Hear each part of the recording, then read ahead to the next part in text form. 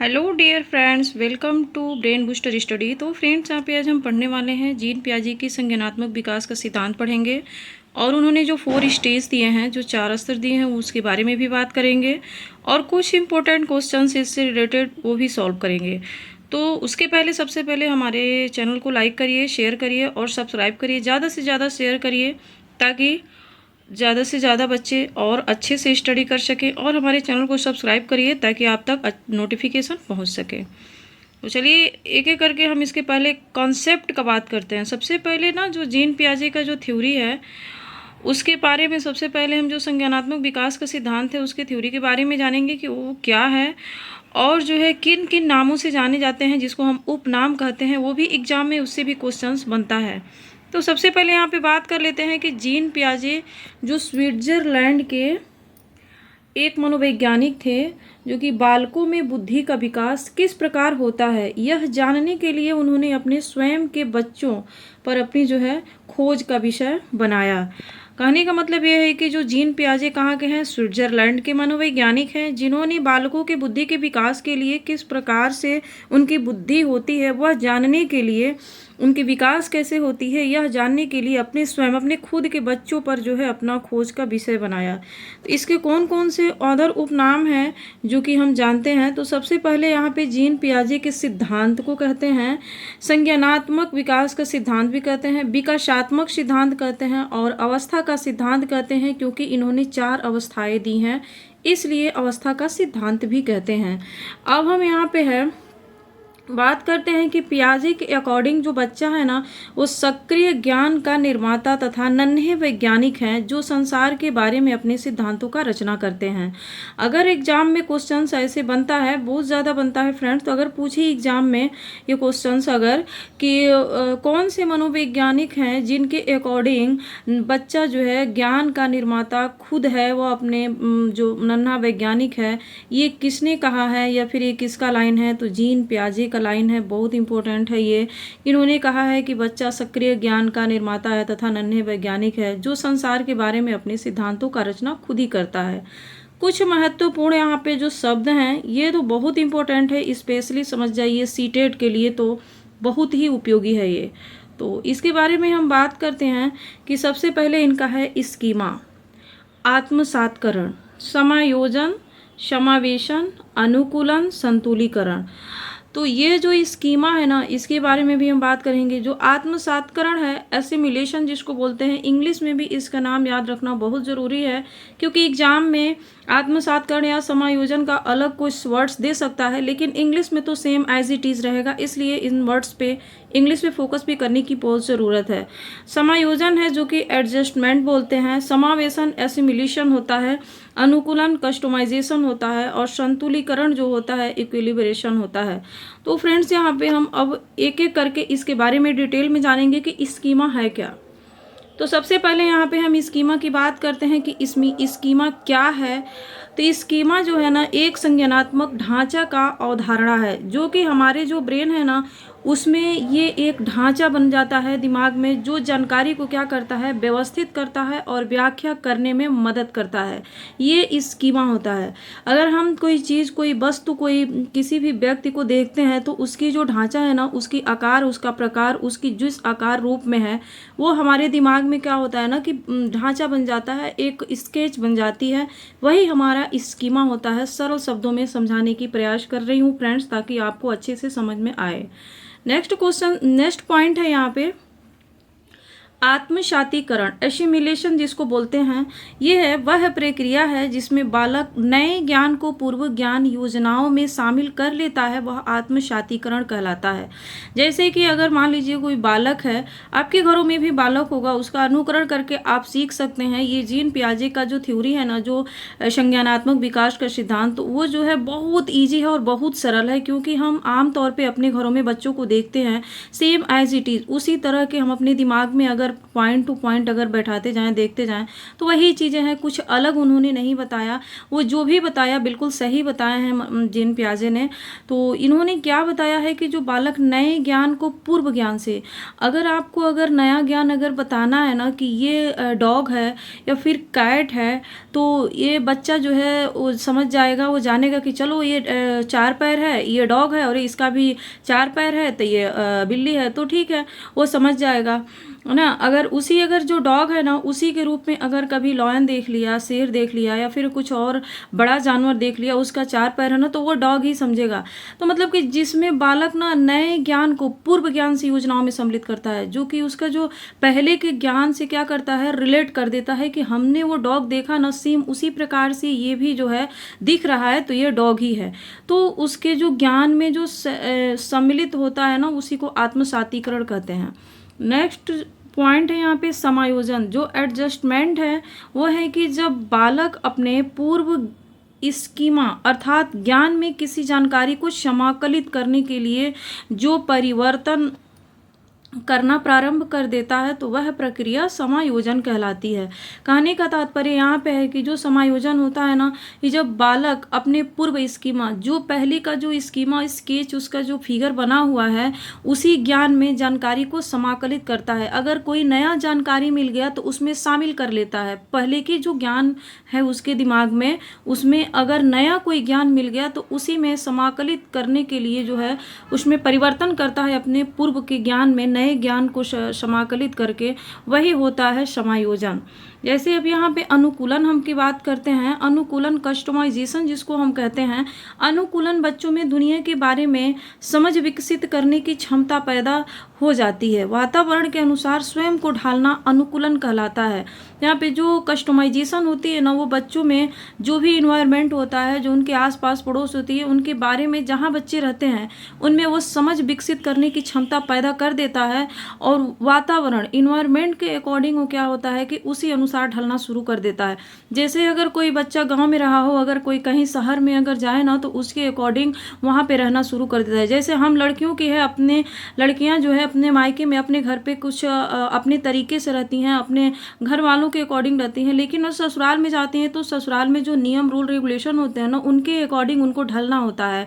साफ साफ शब्दों में मैंने समझाने का प्रयास किया है फ्रेंड्स, यही अनुकूलन होता है, यही कस्टमाइजेशन होता है कि अपने आप को जहाँ पे जाएं, जिस पर्यावरण में जाएं, जिस वातावरण में जाएं, इन्वायरमेंट में जाएं, उसके अकॉर्डिंग ढल जाना, वही होता है अनुकूलन।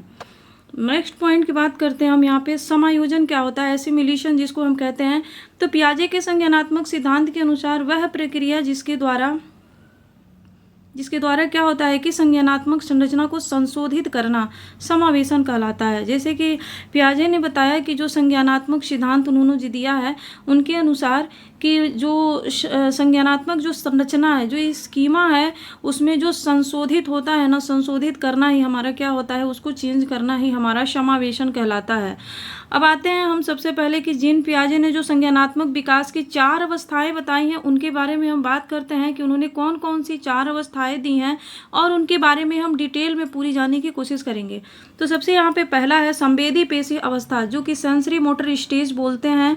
ये मतलब जन्म से लेकर के 2 वर्ष तक की ये एज होती है, ये अवस्था होती है संवेदीय पेशी अवस्था जिसको कहते हैं। पूर्व संक्रियात्मक अवस्था जो होती है 2 से लेकर 7 वर्ष तक की होती है। प्री ऑपरेशनल स्टेज इसको कहते हैं, 2 से 7 वर्ष तक का होता है। तीसरा स्टेज होता है जो मूर्त संक्रियात्मक अवस्था होता है, 7 से लेकर 11 वर्ष तक की अवस्था को हम मूर्त संक्रियात्मक अवस्था कहते हैं, या फ्रेंड्स इसको कंक्रीट ऑपरेशनल स्टेज बोलते हैं।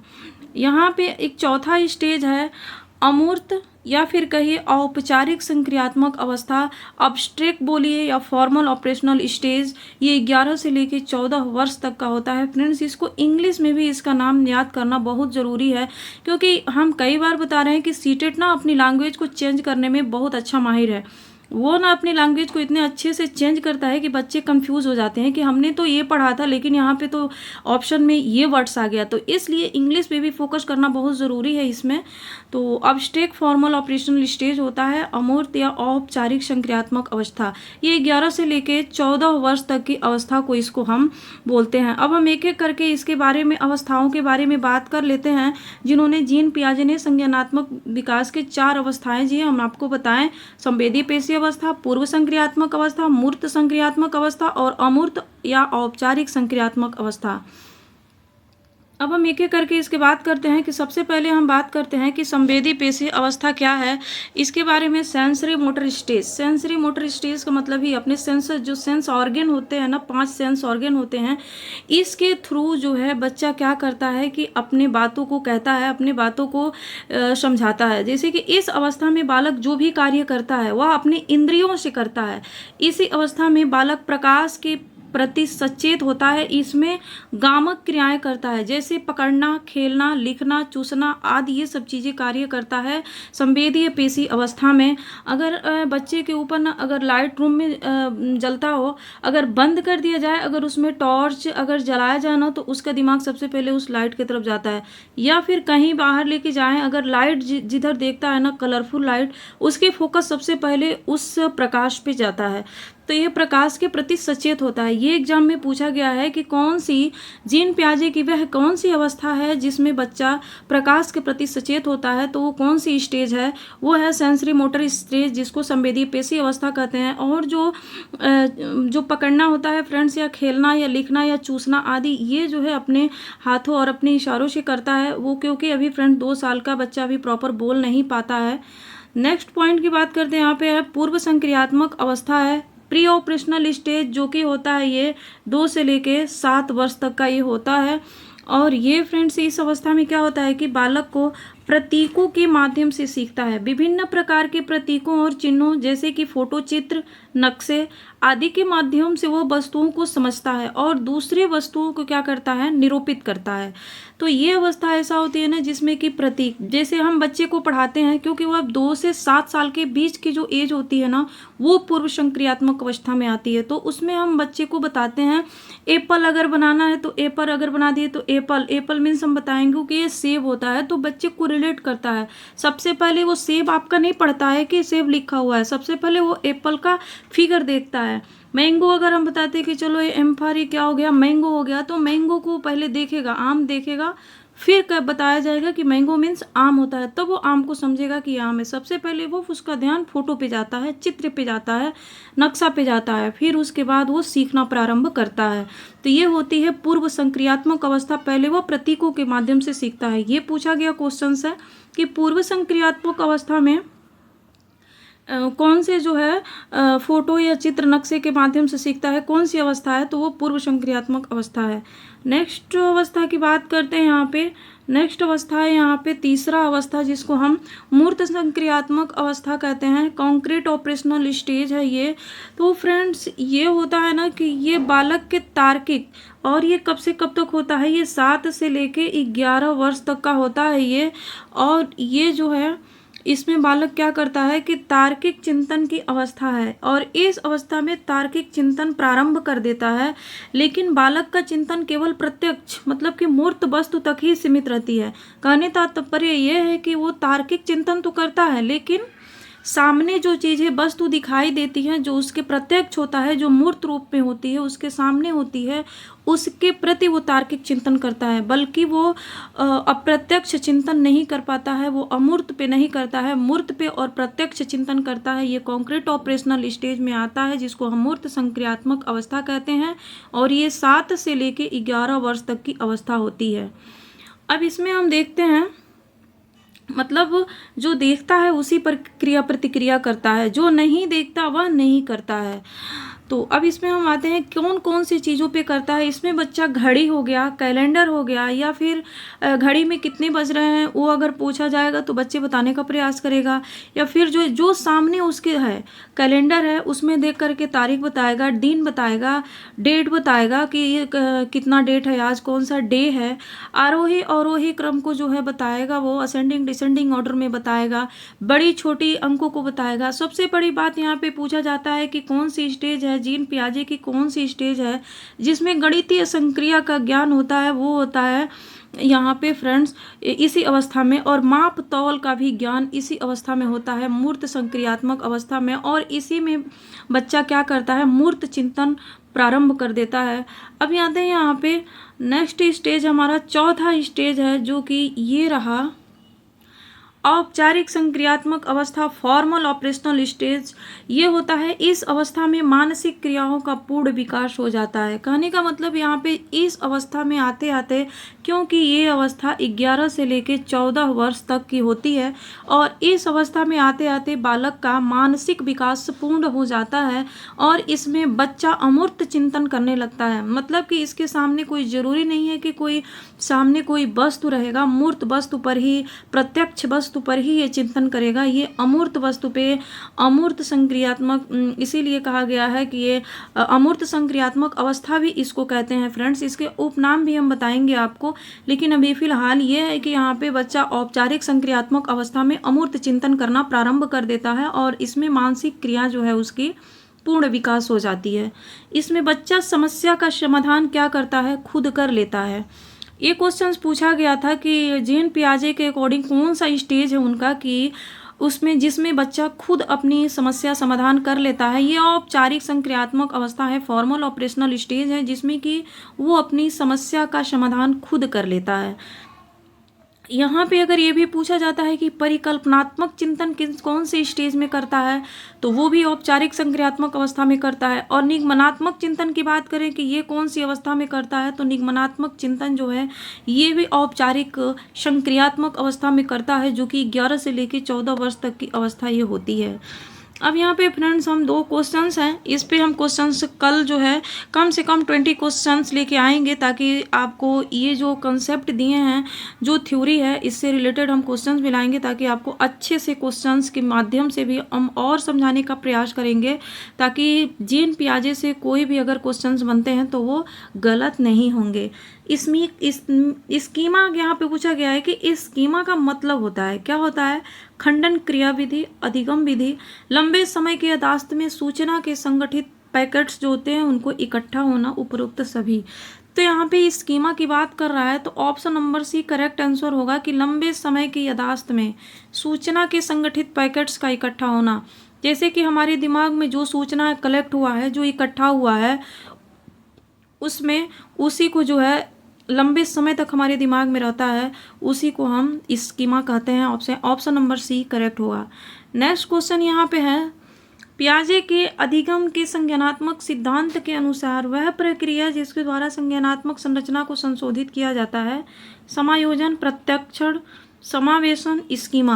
तो यहीं पे स्पष्ट है कि पियाजे के अधिगम के संज्ञानात्मक सिद्धांत के अनुसार वह प्रक्रिया जिसके द्वारा संज्ञानात्मक संरचना को संशोधित किया जाता है, जिसमें हम संशोधन करते हैं, वही तो होता है हमारा समावेशन।